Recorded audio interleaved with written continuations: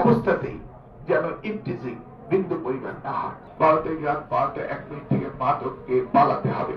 আপনাদেরকে কোন রকম মার্সি দেওয়ার কোন সুযোগই নেই। আমার সাথে ভুল দিয়েছে, আমার সাথে খেয়েছে, আমি মিষ্টি খাইয়ে দিয়েছি, doesn't make no difference to me, even my brother। আগ বাড়িয়ে আসতে হবে না, আমি আগ বাড়িয়ে যাব। আমার দলের নেতা কর্মী ও জবাসীকে বলবো, আপনি একটু সময় নিন, দেখবেন সকলের সাথে আমার আগের মতো যোগাযোগ সম্পর্ক হবে। আগ বাড়িয়ে আসতে হবে না, আমি আগ বাড়িয়ে যাব। কচুয়া আমাদের সময়ে একটি অনন্য উপজেলা ছিল, আমি সেই অবস্থানে রাখতে চাই এবং সেখানে দেখতে চাই। সেজন্যই প্রথম যে কথাটি আমি বলেছিলাম যে 12 তারিখ যদি আমার নির্বাচনী হওয়ার ঘোষণা আসে, তাহলে ভারতের রাত 12টা 1 মিনিট থেকে মাদককে পালাতে হবে। আমি জানি না এখনো পালিয়েছে কিনা, এটাকে পালাতেই হবে।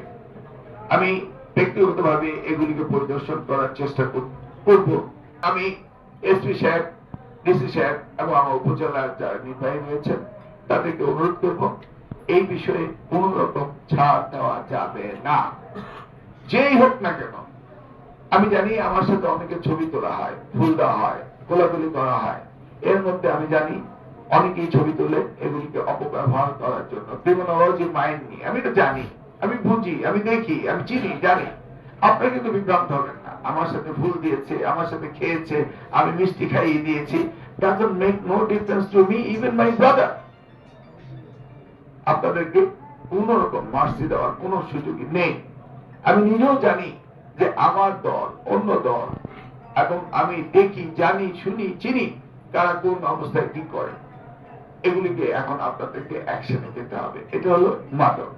তারপরে আসুন আমার মেয়েরা, আপনার মেয়েরা, আপনার বোনেরা, আপনার মারা, আমার বোনেরা, তারা যেন নিরাপদ থাকে। কোন অবস্থাতেই যেন ইফটিজিং বিন্দু পরিমাণ না হয়। কিশোরগঞ্জ এটা একদম 0 টলারেন্স হতে হবে।